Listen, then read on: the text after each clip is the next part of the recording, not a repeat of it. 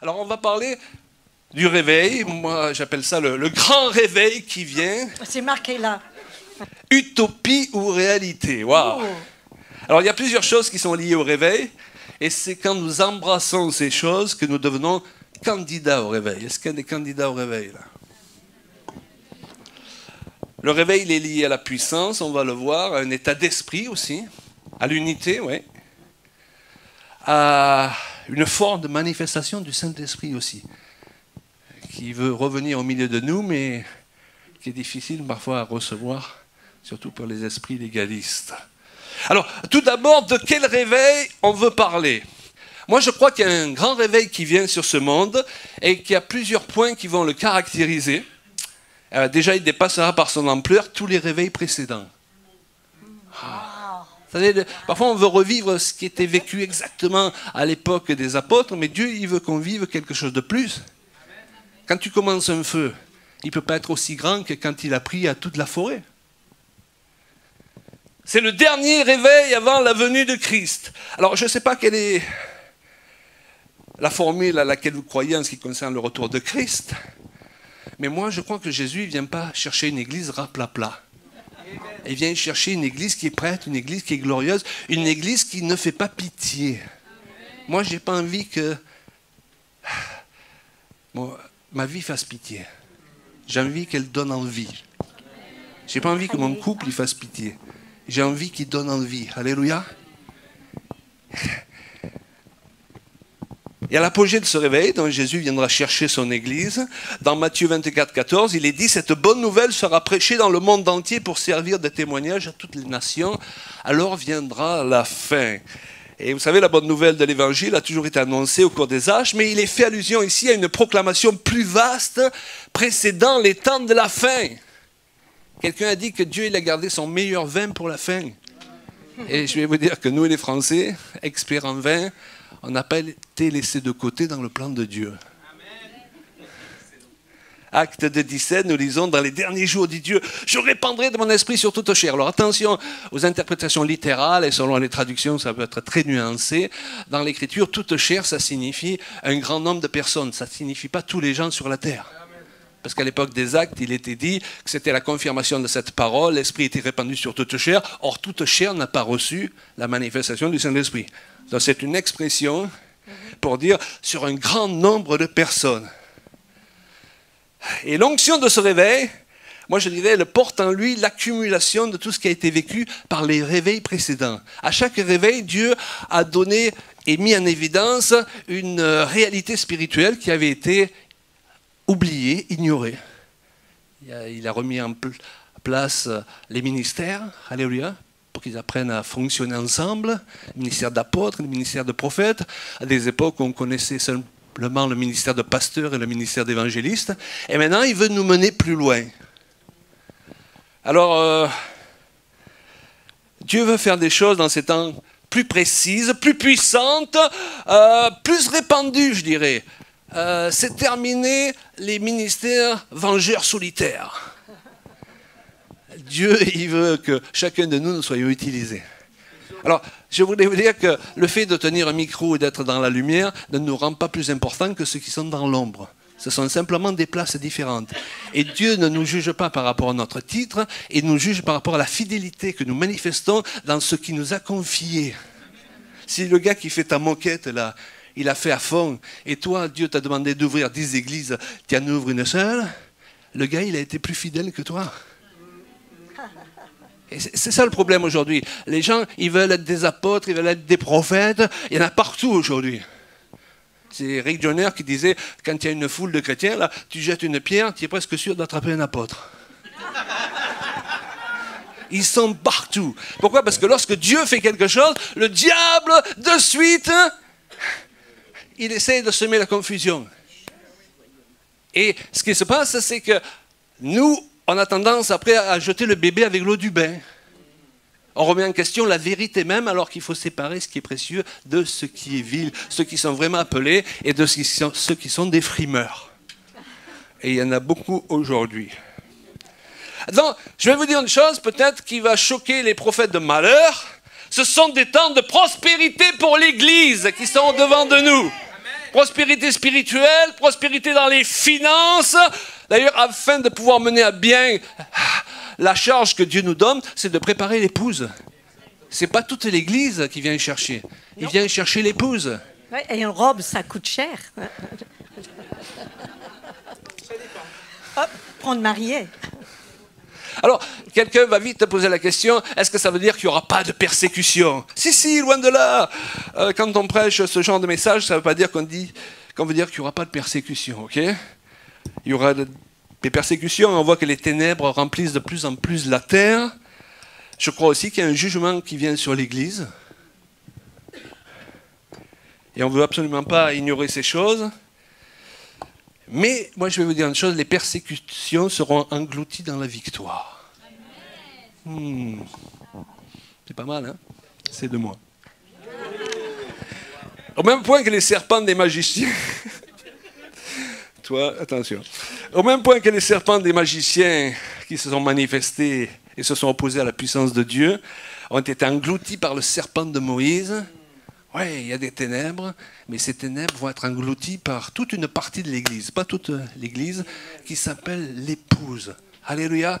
Et c'est dans Ésaïe qu'il est dit, où les ténèbres remplissent la terre. Et moi, le message que je vais vous apporter ce soir, c'est pas que les ténèbres vont arrêter de remplir la terre. Elles vont continuer à la remplir de plus en plus, ok? Mais, il dit Ésaïe, t'as eu peur. Mais quoi? Mais sur toi, sa gloire paraît. Dis-le à quelqu'un, mais sur toi, sa gloire paraît. Ouais. Nous, on est bon pour le mais. Hein? Attention, il y a les chrétiens qui croient que prophétiser, c'est prophétiser les ténèbres. Non, prophétiser, c'est prophétiser la victoire alors même qu'il y a les ténèbres. Il y a des gens, ils ont un concept du prophétique, c'est « je prie pour toi, Seigneur, montre-moi ce qui ne va pas chez cette personne ». C'est plutôt le don de suspicion que le don de prophétie. Hein? Ils viennent dans une église, montre-moi ce qui ne va pas. Non, le prophétique qui vient d'en haut, c'est montre-moi ce qui va bien déjà, pour encourager les gens. Et dans cette foulée, je peux voir ce qui ne va pas, aider les gens à le rectifier. Mais ils vont m'écouter parce que d'abord, j'ai été capable de leur montrer ce qui allait bien, au lieu d'avoir le don de suspicion. C'est ça. Mais quand on dit que la lumière sera sur nous, est-ce que ça veut dire qu'on va tous être éclairés? Mais ça m'est arrivé, Annie, que des gens ils disaient, elle est un peu allumée celle-là. Ouais, bon, avant ça m'offensait, maintenant je prends ça comme un compliment. Hein? Non, voilà. Mais bien sûr, c'est la lumière de Dieu qui brille à travers nous. Mais je trouve qu'il y a plus de problèmes avec des personnes qui n'arrivent pas à se voir dignes de briller pour Dieu, qu'il y a un problème avec des gens qui sont trop orgueilleux ou qui se prennent pour la lumière du monde. Il y a plus de difficultés dans le cœur des hommes et des femmes que je rencontre qui disent « oui, je veux bien, mais parce qu'ils sont encore prisonniers par des idées fausses, par des mensonges que l'ennemi a mis sur leur chemin, simplement parce qu'ils sont parfois mal dans leur peau, il peut décider de ne pas y aller. Mais Dieu, il s'en fout de nos excuses. Trop vieille, trop jeune, trop gros, trop fatigué, trop... Dieu, il s'en fout de ça. Il dit, mais ça m'est égal comment tu te sens. Ce que je demande, c'est que tu crois dans la puissance que j'ai placée en toi et que tu te lèves et que tu avances. Et ensuite, sur le chemin, eh bien, je ferai des exploits. Mais pourquoi on a peur tellement d'être une lumière quand Dieu nous dit, eh bien, brille? On ne va pas briller pour nous. On brille pour celui. On laisse briller à l'intérieur de nous. Et c'est ça que le monde a besoin de voir.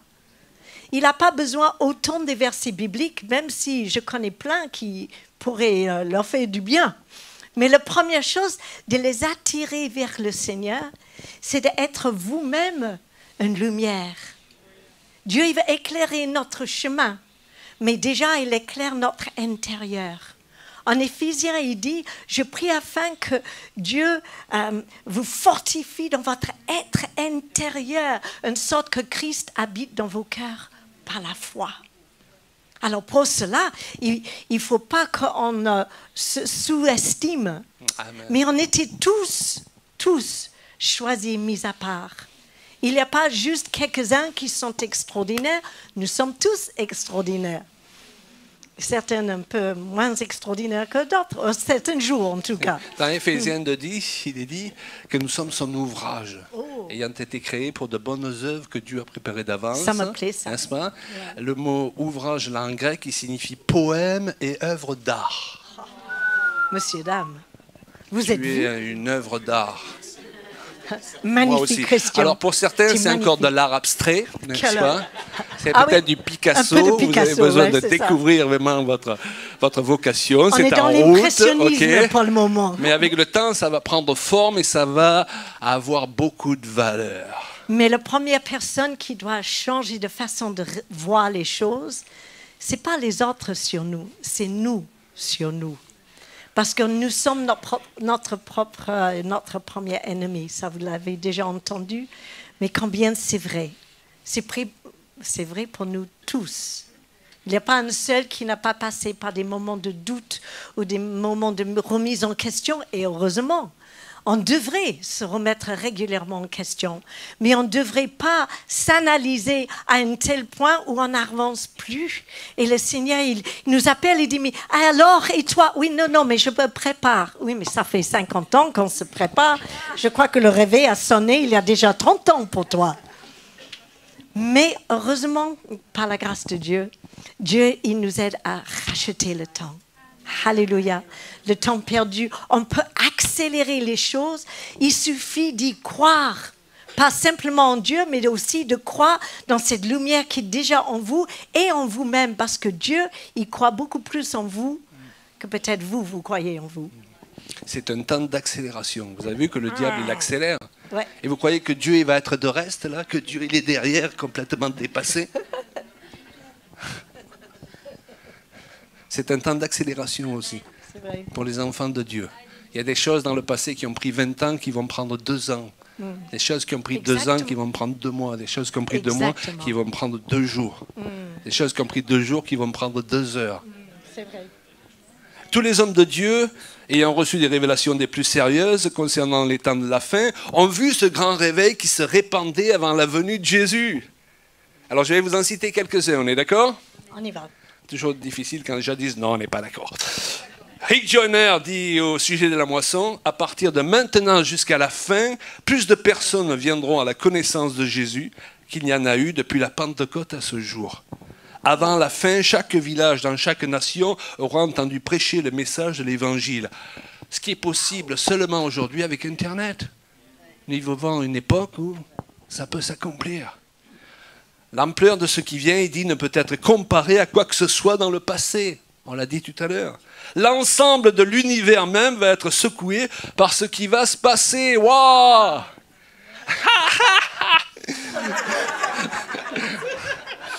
Et je rebondis sur ce qu'elle a dit tout à l'heure. Vous savez, aujourd'hui, on nous parle et on nous reparle. Et c'est vrai qu'il faut mettre en garde mais, de l'évangile de prospérité. Mais on a surtout un problème depuis des années avec l'évangile du misérabilisme. Ok? Tu t'occuperas de l'évangile de la prospérité lorsque tu auras atteint le million de francs. Ou le million d'euros plutôt. Chérie, on n'est pas si vieux que ça. Et il dit, l'Église des derniers temps ne regardera plus l'Église primitive avec envie. Waouh! Il dit, certains d'entre vous, vous attendez de rencontrer au ciel Pierre et Paul pour leur demander comment c'était à votre époque. Mais vous ne savez pas qu'ils attendent de vous rencontrer pour savoir ce que vous avez vécu dans le dernier réveil qui atteindra le monde avant le retour de Jésus. Et c'est bien pour ça qu'il vient chercher son Église. Parfois on dit, oui, mais il viendra le jour prévu par le Père. Le Père, il connaît le jour parce qu'il n'est pas dans le temps. Pas parce qu'il a fixé un jour, et quoi qu'il se fasse ou ne se fasse pas, Jésus reviendra quand même. Est-ce que vous comprenez? Parce qu'il viendra conditionné par une Église qui est prête. Et Jésus, il est là, au ciel, et d'un coup, il va la voir et dire au Père, « Waouh, elle est canon! Il faut que tu m'envoies sur terre. » Pour l'instant, il dit, « Pas encore, Père. Là, elle est dans beaucoup d'endroits dans le monde, elle est en haillons. Il y en a d'autres endroits, elle est en bikini. Elle n'est pas habillée, ok? D'abord, laisse-les l'habiller. Kenneth Hagin, il dit, le temps de la fin est proche. Tous les dons de l'Esprit seront en opération dans l'Église des derniers jours. L'Église fera de plus grandes choses encore que l'Église des premiers temps. Elle manifestera plus de puissance, de signes et de prodiges que ceux mentionnés dans le livre des Actes. Et dit Baker, le plus grand réveil que le monde ait jamais connu va bientôt se produire. Amen. Nous verrons bientôt se manifester les plus grands miracles, une église qui accomplira les plus grands prodiges que le monde ait jamais vus. Waouh, wow. Hudson Taylor, il avait le même genre de coupe de cheveux que moi, tu sais. Il était missionnaire en Chine et il était blond. Et quand il a vu que les Chinois, ils avaient des longues tresses, et ils étaient tous bruns, il a laissé pousser ses cheveux, il s'est fait une tresse et il les a teints en noir. Pas légaliste, le gars. Waouh! Il a fait un réveil. Attention, parce que dans ce temps, Dieu va utiliser des gens qui ne correspondent pas au schéma classique que vous avez de ce que doit être un serviteur de Dieu. Et vous risquez de passer à côté à cause de vos jugements. Smith Wigglesworth. Non. C'est dur. Ça fait 40 ans, hein. Wigglesworth. Ah, merci. Yes. C'est toujours pratique d'avoir une femme anglaise chez toi. Il a prophétisé que ce qu'il avait vécu à son époque n'était pas comparable à ce qui allait venir par la suite, tant la puissance de l'esprit, et pourtant ce n'était pas un charlot, hein. Tant la puissance de l'esprit allait se manifester avec une grande mesure. Wow. Tommy Hicks. Et le Seigneur lui a dit, c'est ce que je fais dans les derniers temps. Je répandrai et je restaurerai tout ce que les insectes ont détruit. Ouais, mais les amis, c'est un temps pour la restauration et pour la restitution de ce qui vous a été volé. Alors, je ne sais pas pour vous. Le Seigneur m'a donné beaucoup de choses. À commencer par cette charmante jeune femme, alléluia. Je ne peux que le bénir tous les jours à cause de cela. Mais dans ma vie chrétienne, je ne sais pas pour vous, moi je me suis fait voler beaucoup de choses.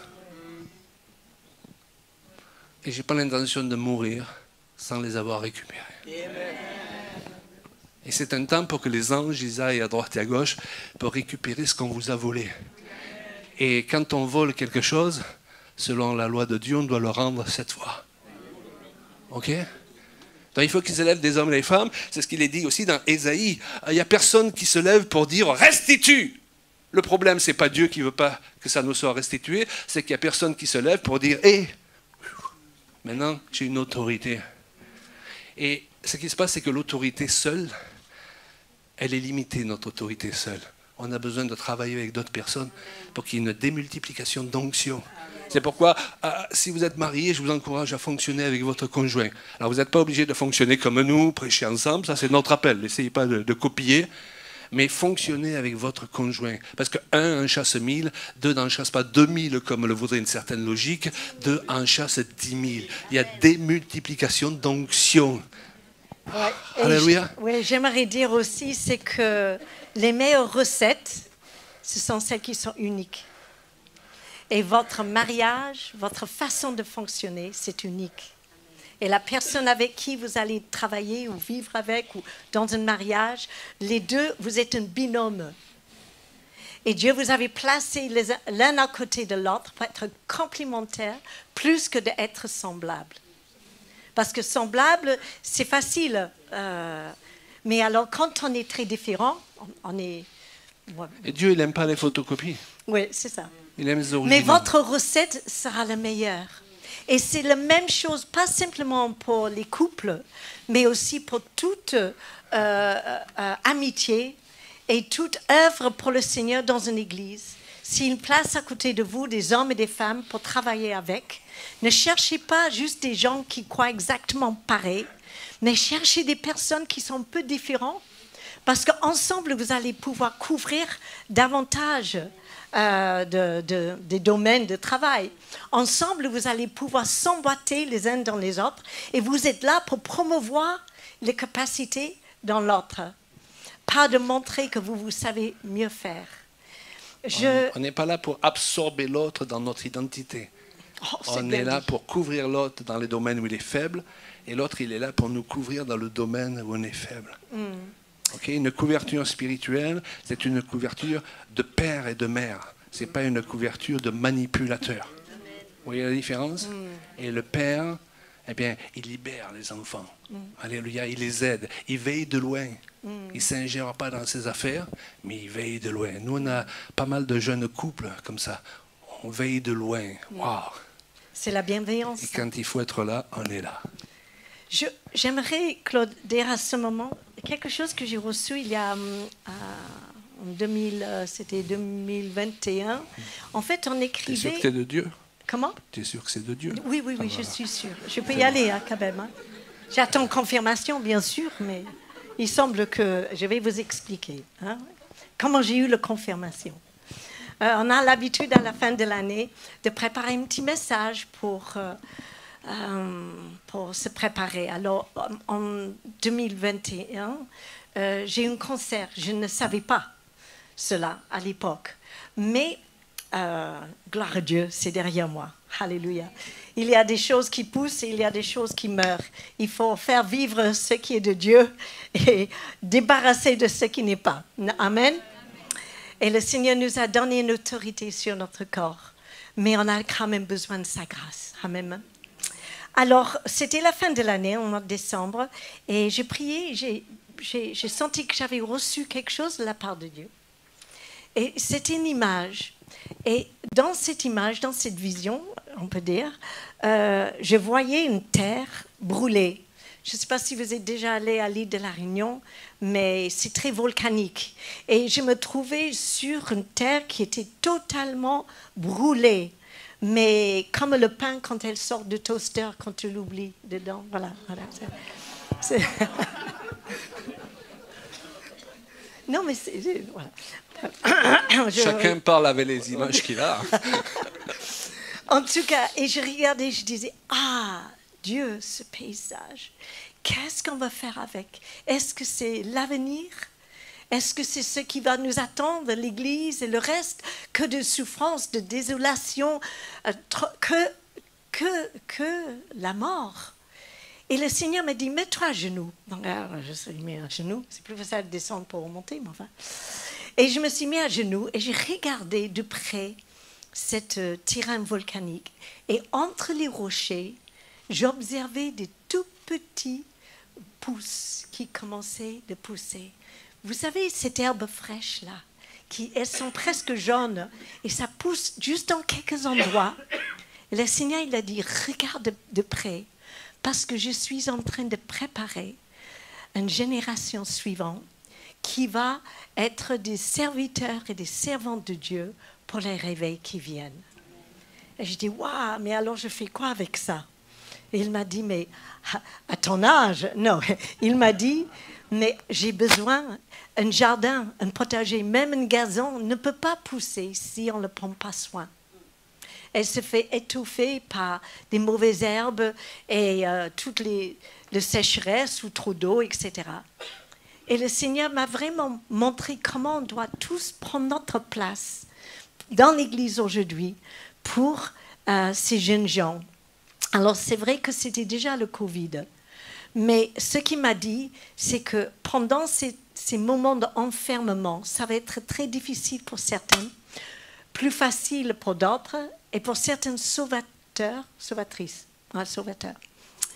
Et il a dit, il y a des gens, des jeunes gens, qui, pendant ce temps-là, au lieu de passer 3 mois devant Netflix et de s'ennuyer et de se respecter, ils vont chercher ma face.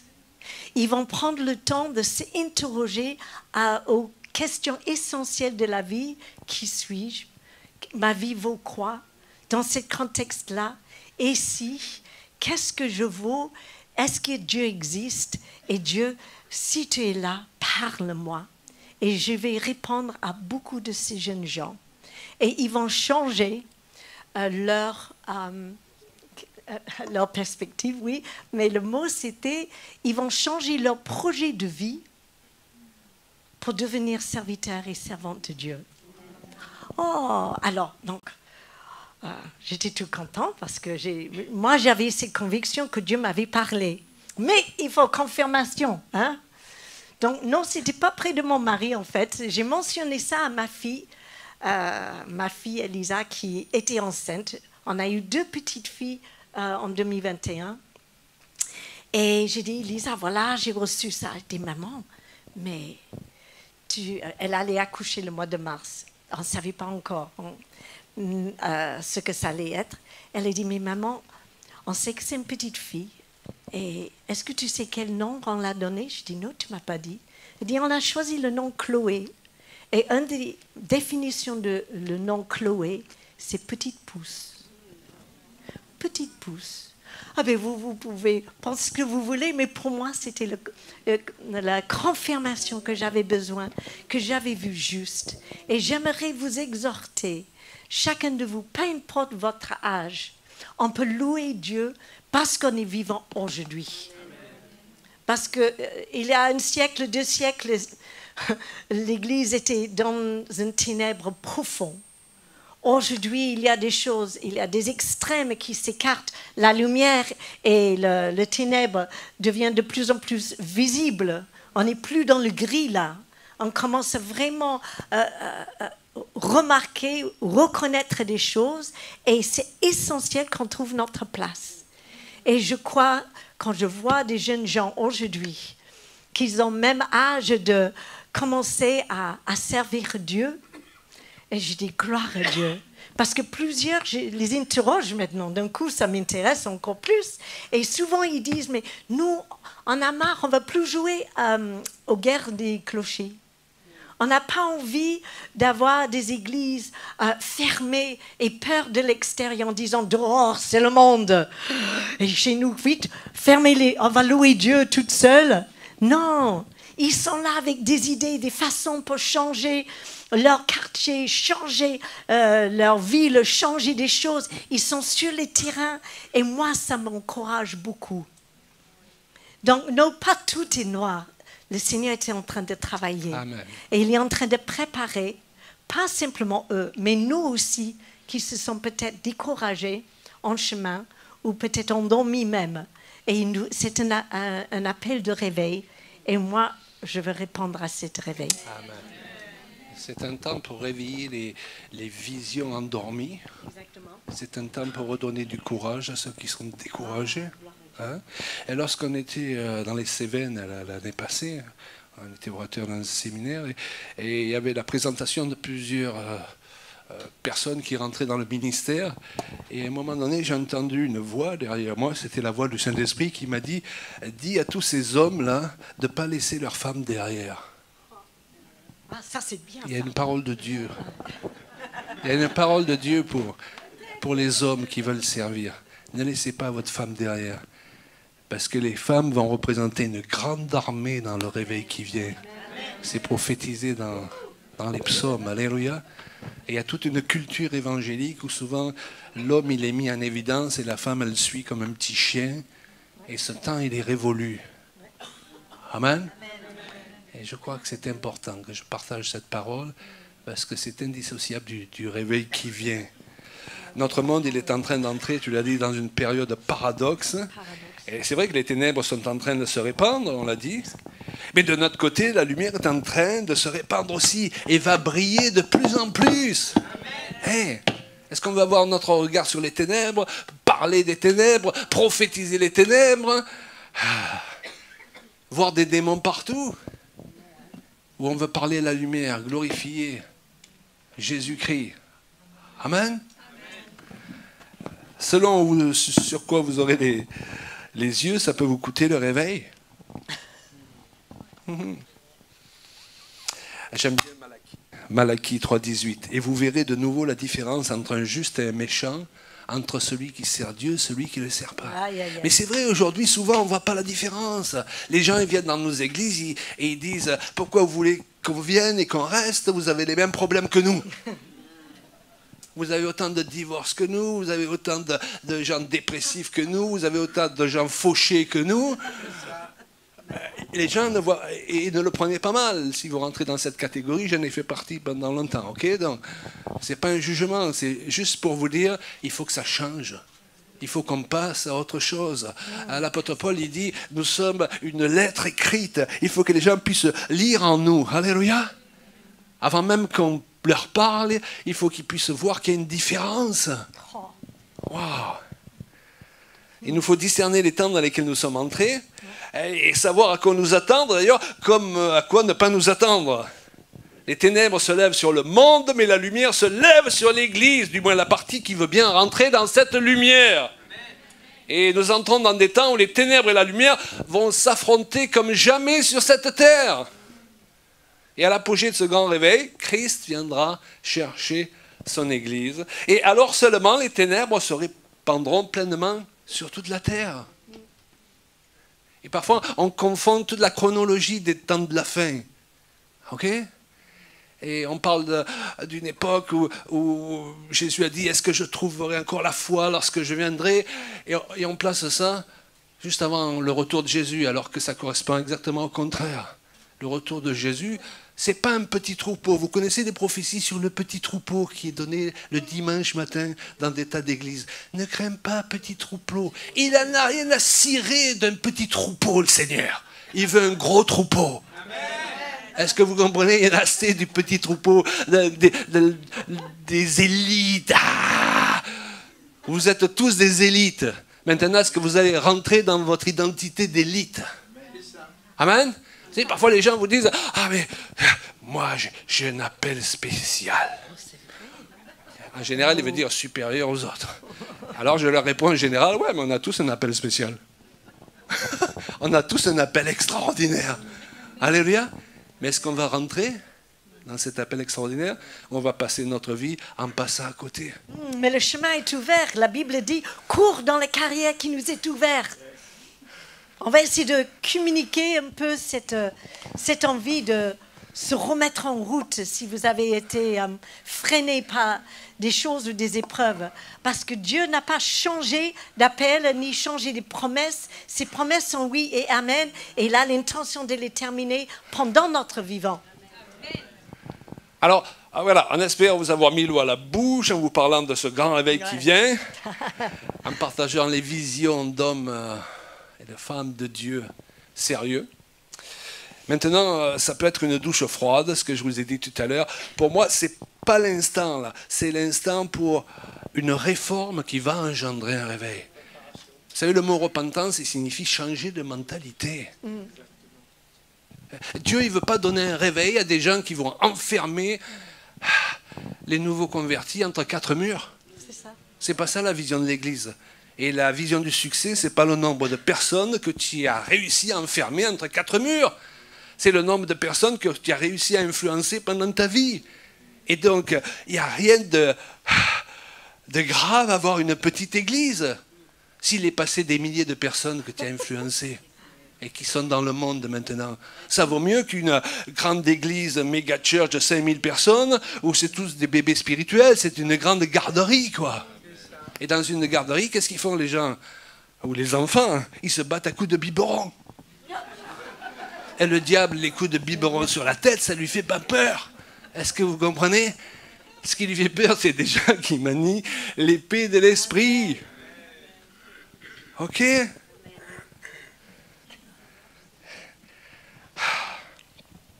Alors, plusieurs choses sont liées au réveil, et c'est quand nous les embrassons que nous devenons candidats au réveil. Le réveil, d'abord, c'est la puissance de Dieu qui se répand sans limite. Wow. Vous n'en avez pas assez, vous, de voir tous les malades. Vous n'en avez pas assez d'avoir des réunions où les gens rentrent dans un fauteuil roulant et ressortent dans un fauteuil roulant. Je ne sais pas, moi, je rentre à la maison, je ne suis pas bien. Vous savez, la Bible nous dit que Jésus, il allait de village en village, il guérissait tous les malades. Il arrive à Nazareth, et c'est l'exception à cause de l'incrédulité des gens, mais là, le texte grec, il sous-entend qu'il fit quand même des petits miracles. Mais il ne put faire. C'était pas qu'il ne voulait pas, c'est qu'il ne put faire beaucoup de miracles. Voilà. Donc, l'exception à l'époque de Jésus, c'était quand il ne pouvait pas faire beaucoup de miracles. Nous, aujourd'hui, l'exception, c'est quand il arrive des miracles. Et encore, c'est très rare que tout le monde soit guéri. Soyons honnêtes. Il n'y a pas quelque chose à changer. Ouais. Renverser la situation. Il n'y a pas une situation à renverser. Absolument. Le réveil, c'est la puissance de Dieu qui se répand sans limite. Mais attention, ne cherchons pas la puissance pour la puissance. Il y a des gens qui recherchent la puissance, pour mettre leur grand ministère en vue. C'est pas ça. La puissance, c'est la réponse de Dieu aux souffrances des gens. Jésus, il était ému de compassion. Donc ne prie pas pour avoir plus de puissance, prie pour avoir plus de compassion. Ok? Et les gens, ils n'en ont rien à cirer des souffrances des gens. Tout ce qui les intéresse, c'est comment ils vont pouvoir frimer en tant que prédicateurs et en tant que serviteurs de Dieu. Et ça, Dieu ne va plus le tolérer. Amen. C'est un temps. Le temps de réveil, le temps de réforme. C'est un temps de transformation. C'est un temps où on va voir de plus en plus de choses glorieuses. Mais c'est un temps de jugement aussi. Regardez les actes des apôtres. Ils se faisaient des prodiges et des miracles par les mains des apôtres. Et ce n'est pas parce qu'ils se baladaient partout avec une baguette magique. Ils avaient derrière une église qui priait, qui produisait cette onction. Ils n'étaient pas seuls. Mais Ananias et Saphira, ils ratent leur offrande, ils tomberaient de mort. Écoutez les amis, merci Seigneur de ce que tu n'envoies pas aujourd'hui ta puissance sans limite. Peut-être qu'on ressort là, et vous arrivez à la maison, on vous demande alors, elle était bien la réunion? Oui, le Saint-Esprit est descendu avec force, et résultat, 10 morts.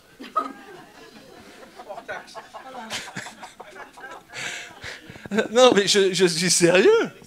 Dieu nous donne du temps, utilisons ce temps. Parce que plus il y a la présence de Dieu, plus il y a des miracles, et plus il y a un jugement. Il y a des choses que Dieu ne tolère pas lorsque sa présence n'est pas... lorsque sa présence n'est pas si palpable, et qui ne tolère plus lorsqu'il y a plus de sa présence. Et ce qui caractérisait la première Église, c'était une sainte crainte. Alors c'est pas la peur, la sainte crainte. Dieu ne veut pas qu'on ait peur de lui, mais... Waouh, c'est quelque chose qu'il faut redécouvrir chez les évangéliques, la sainte crainte. C'est quoi la sainte crainte? Si je parle mal à cette personne, et que je pars en voiture, et que je me dis, ben, ça va passer, oh, je n'ai pas la crainte de Dieu. Mais si j'ai la crainte de Dieu, je vais lui téléphoner pour m'excuser vite, et je ne vais surtout pas laisser le soleil se coucher sur notre colère. C'est une chose qu'on a décidé un jour dans notre vie, le soleil ne se couche plus sur notre colère. D'ailleurs, on a le droit de ne pas être d'accord. On est d'accord de ne pas être d'accord. Et c'est ça, l'harmonie, l'unité. C'est quoi l'unité? C'est pas être d'accord sur tout, c'est pas tout voir de la même façon. Vous savez, dans ce monde, dès que vous ne voyez pas les choses comme les autres, ils se sentent obligés d'être en conflit avec vous. Ah, tu ne vois pas les choses. Mais ça, c'est de l'insécurité. Quand je suis insécure, je deviens agressif. C'est très français, et des ça. Tas de chrétiens et des tas de pasteurs sont agressifs parce qu'ils sont remplis d'insécurité. Mais quand je suis bien dans ma tête, bien dans mon identité, je tolère que les autres ne pensent pas comme moi. Je ne me sens pas menacé parce que ma femme ne pense pas comme moi. Elle a le droit de penser par elle-même quand même. Amen, amen. Est-ce que vous comprenez? Et c'est ça l'unité, c'est garder le lien de paix malgré qu'on n'est pas d'accord sur tout. C'est continuer à supporter Christian Fondacci. Même moi, je me suis... Il faut que j'accepte qu'il soit aussi imparfait que moi, et il faut qu'il accepte que je suis aussi imparfait que lui. Est-ce que vous comprenez? Mais parfois, on ne passe pas aux autres ce qu'on se passe à nous-mêmes. On ne passe pas à sa femme, à son conjoint, ce qu'on se passe à nous-mêmes. Il faut changer de mentalité, changer d'état d'esprit. D'accord, on n'est pas d'accord là-dessus, c'est pas grave, on reste dans la paix, Dieu nous montrera en route. Et on a des surprises. C'est comme dans le couple parfois. Ah, chérie, on n'est pas d'accord. Et bien sûr, tu ne m'as pas laissé m'exprimer. Souvent, on ne laisse pas les gens parler. Et quand on les laisse parler, ah, c'est ça que tu voulais dire. Ah bon, alors, finalement, c'est 50-50. Hein? Puis d'autres fois, c'est 30 et 70. Mais les 70 sont pour moi. C'est ça qui est embêtant. Continue. Et il y a d'autres situations quand vous laissez les gens s'exprimer. Ah, tu voulais dire ça? Bon, j'avais tort. Oh, c'est beau. Messieurs, si vous voulez gagner des points, apprenez cette phrase vis-à-vis de vos épouses. j'avais tort. Je lui dis, alors, dis-le doucement. Ma femme me dit, répète doucement. Voilà. Comme ça dure un petit peu. Je profite. Je vais le marquer sur un post-it sur le frigo, là. Qu'est-ce que je veux dire par là? Ce qui est bon dans le couple, ça sont exactement les mêmes principes qui permettent à une église de fonctionner. OK? Amen. Je peux? Mais bien sûr. Alors, bien sûr. C'est bien la soumission, c'est super. Non, mais je crois qu'aussi le réveil qui vient, comme Christian disait, c'est beaucoup par rapport à l'unité, mais c'est aussi par rapport à l'amitié que nous avons les uns les autres. L'Église qui est en train de naître là, qui est en train de se forger, ça va dépendre sur les relations que nous avons les uns avec les autres, mais beaucoup trop, les relations étaient basées sur des intérêts ou sur des obligations ou sur des traditions.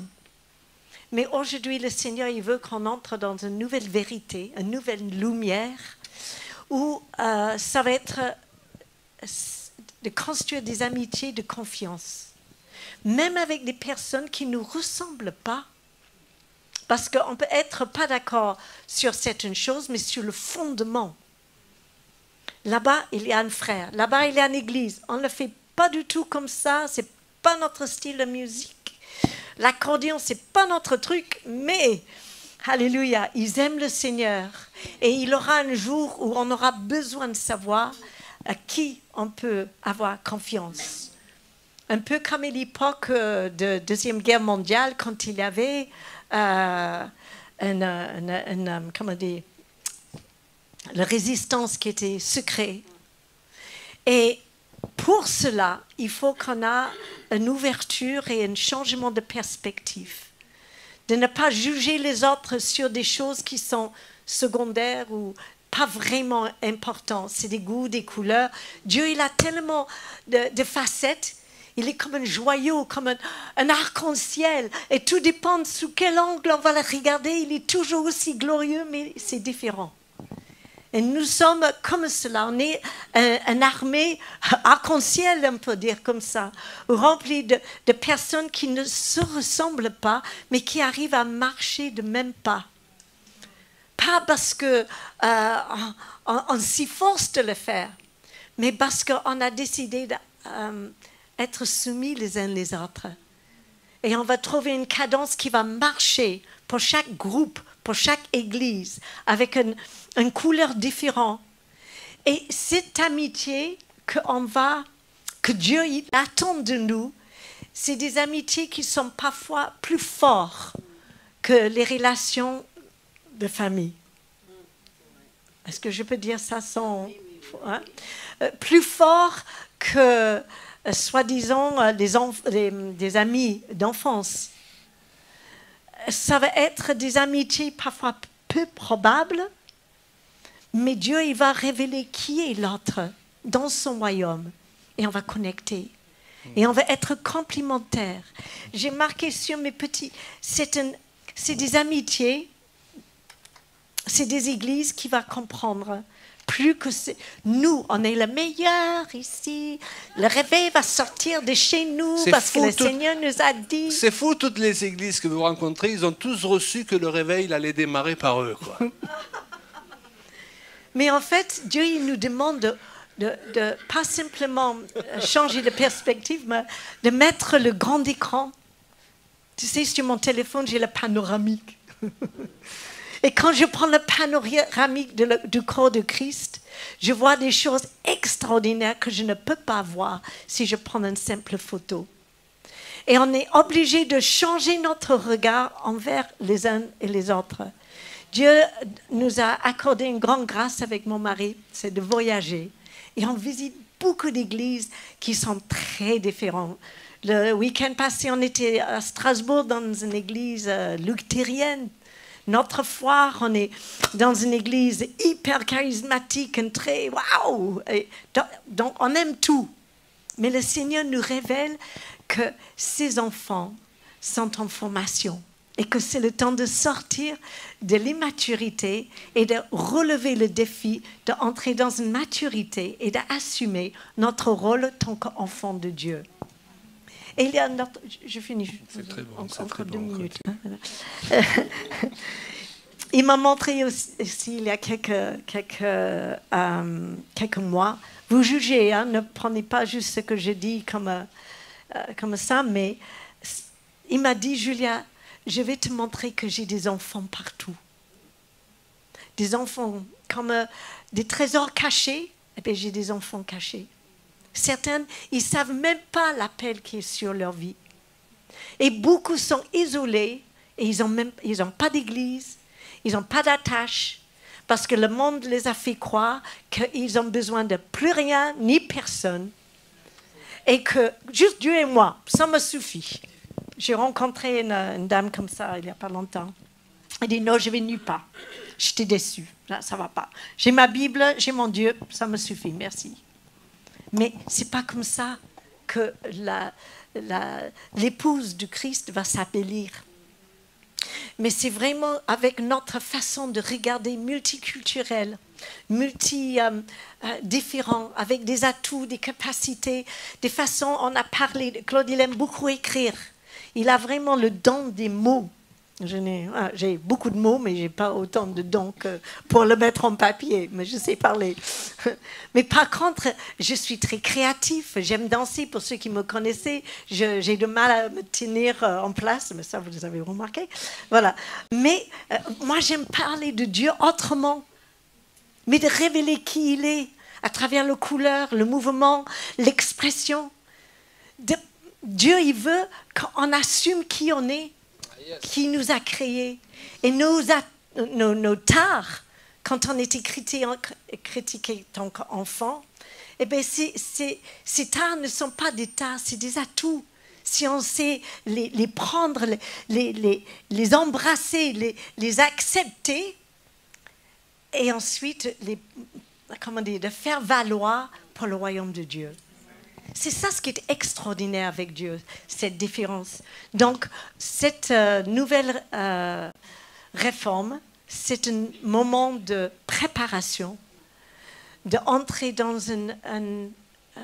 d'assainir peut-être nos relations.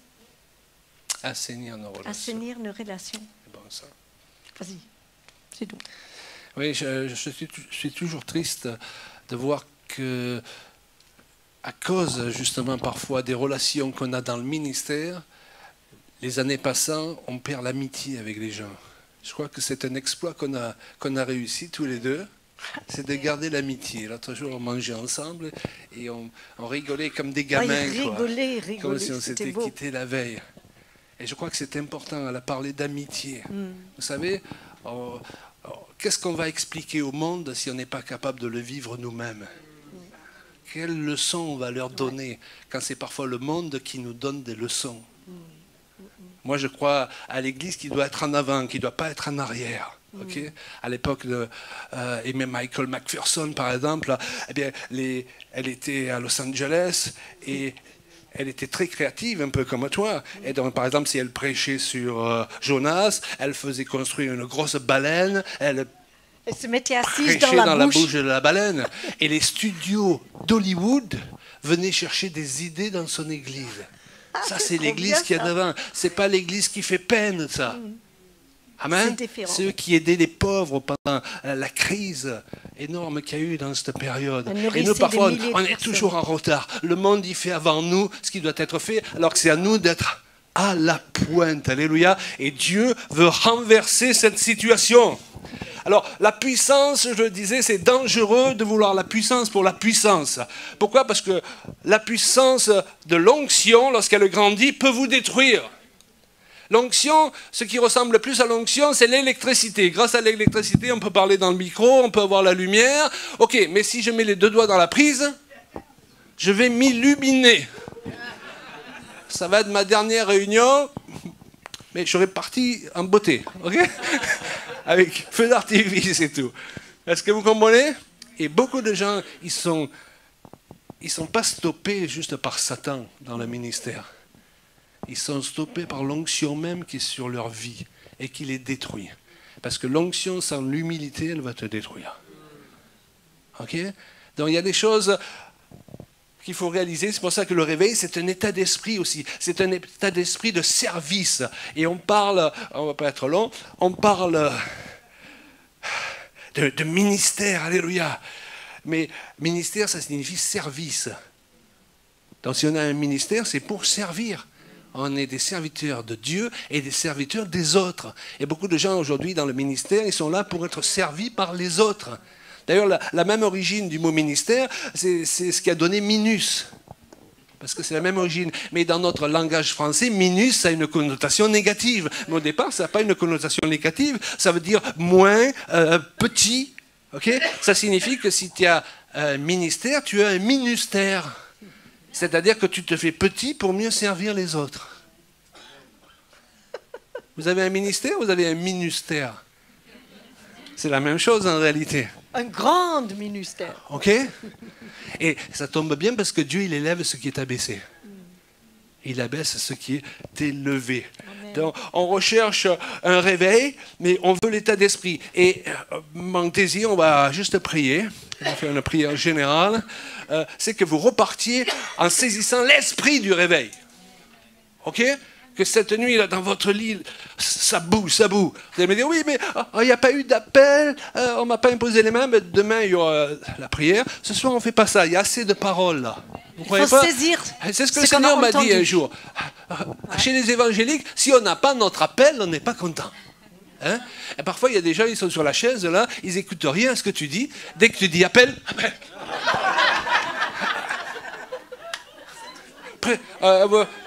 Et ils sont là, priez pour tout. Et qu'est-ce qu'ils font? Ils vont d'un séminaire en séminaire, ils ne reçoivent jamais rien, parce que la foi vient de ce qu'on entend. Et pendant que Pierre parlait, le Saint-Esprit descendait même sur ceux qui écoutaient. Et lorsqu'il y a un message qui dure assez longtemps, comme ce soir, et il y a assez de paroles, ce n'est pas besoin d'ajouter un appel et de faire l'imposition des mains. Saisissez la parole, repartez avec. Moi, je saisis ce soir. Qui saisit quelque chose ce soir? Alléluia. Je prends certaines paroles et je les place dans mon cœur. J'ai dit, ça, c'était pour moi ce soir. Qu'est-ce qu'il a dit au Alléluia. centenier? Il n'a pas dit, ah, mais il faut d'abord passer par l'imposition des mains. Ah, mais il faut que je te fasse une onction d'huile. Ah, mais il faudrait que tu tombes dans l'esprit. Je crois à tout ça. Mais il y a tellement de gens, ils tombent, ils se relèvent, ils sont pires qu'avant, autant qu'ils restent debout. Ce que je veux dire, si c'est fait dans l'esprit, alléluia. Mais parfois, les ministères, c'est qu'on juge leur ministère en fonction du nombre de gens qui font tomber. Mais si ça ne change pas leur vie, autant qu'ils restent debout. Maintenant, j'y crois, ça. Il y a certaines réunions, toutes les chaises sont renversées, mais il faut que ce soit la direction de Dieu et que l'Esprit le fasse. Il y a des gens, parfois, tu as l'impression qu'ils vont te faire une prise de judo pour que tu tombes. On n'est plus dans l'esprit, là. On est dans... Hello, il y a des connaisseurs. N'acceptez pas n'importe quoi aujourd'hui. Nous avons besoin de maturité. La Bible nous dit de discerner entre ce qui vient d'en haut et ce qui vient de la chair. Parce que Jésus a dit quand même à certaines personnes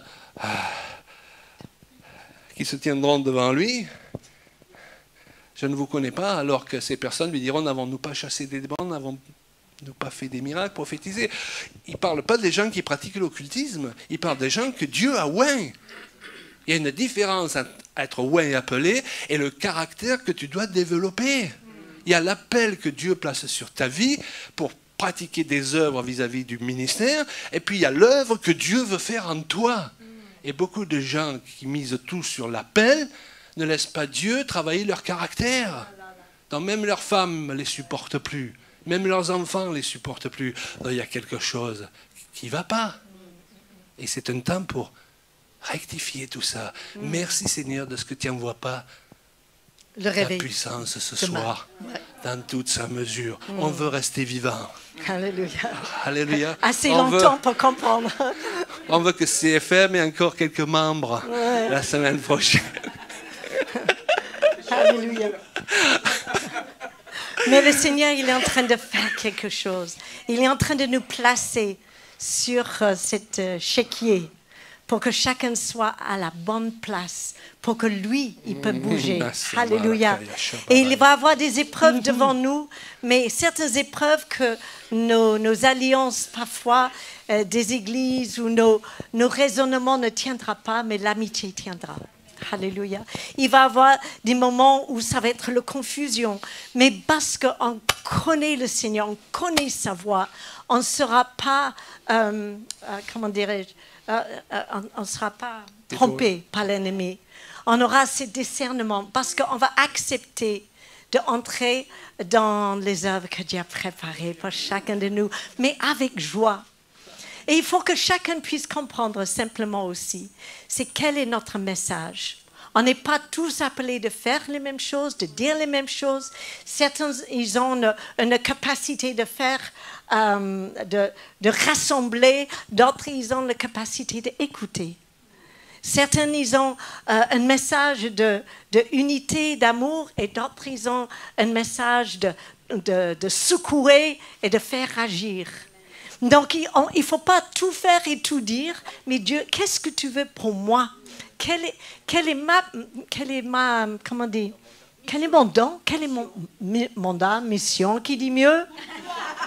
Allez. Assignation. Alléluia. Ça suffit. Et ensuite... On se dans une classe. C'est moi, madame. Et simplement, ce que je veux dire, c'est que pour mon mari et moi, nous y forçons d'entretenir le feu, okay? Et de garder la passion intacte. Gardez la passion intacte quand vous aurez 30, 40, 50, 60, 90 ans.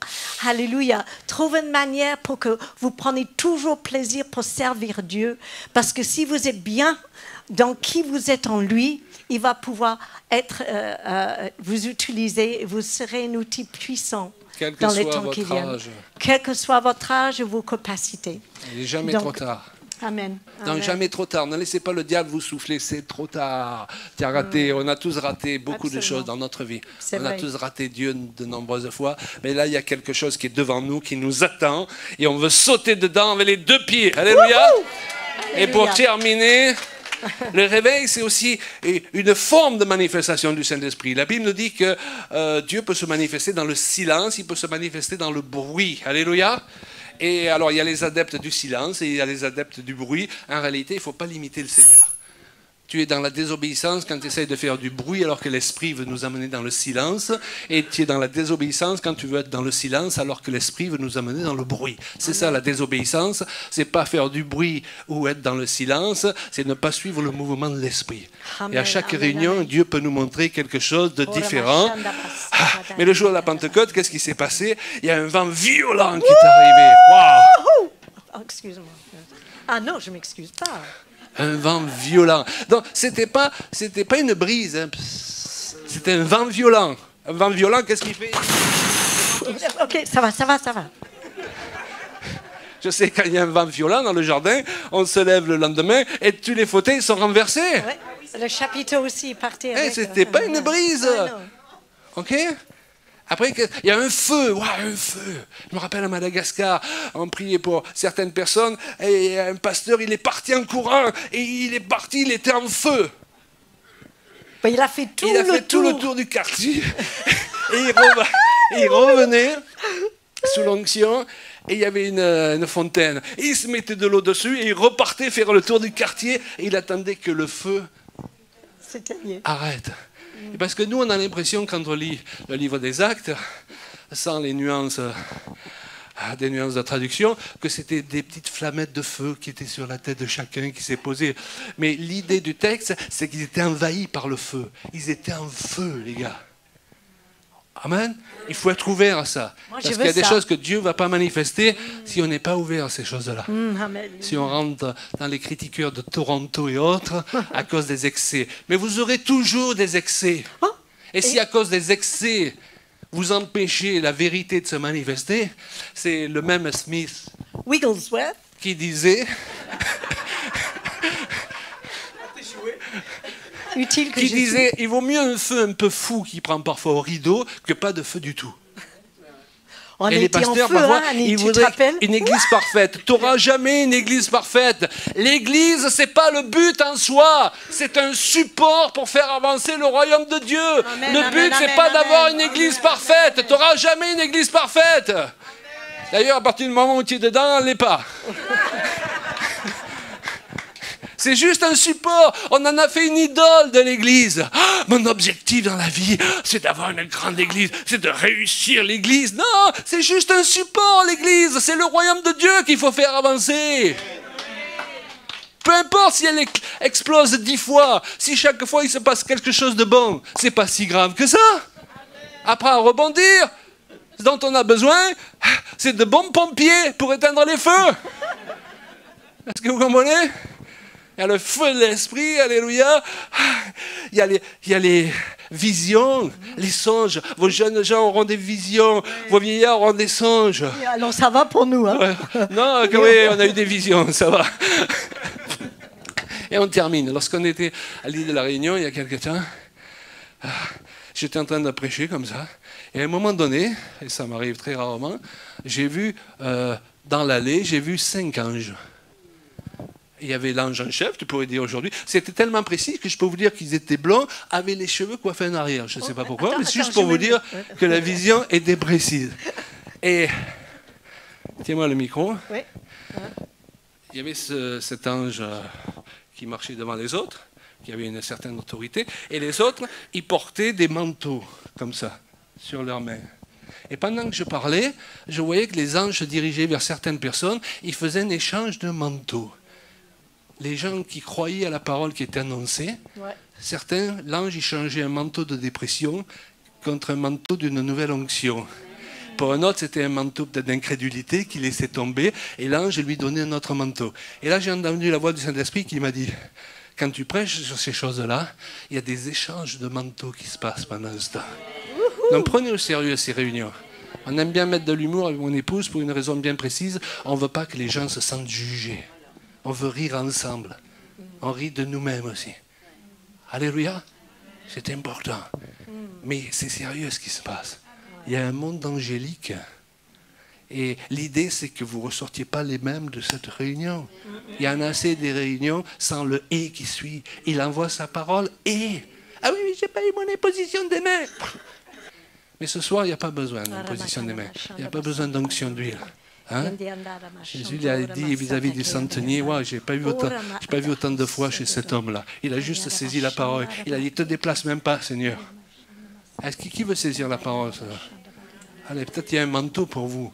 Et vous n'allez pas réaliser, mais vous allez repartir chez vous. Il y a quelque chose, là, d'un coup, qui va changer. Peut-être quelque chose, vous manquez d'autorité pour l'accomplir. Ça fait 10 ans que c'est galère. Et là, en quelques heures, quelques jours, ça va se résoudre. Ce n'est pas parce que vous êtes devenu plus intelligent, c'est parce que vous avez changé de manteau.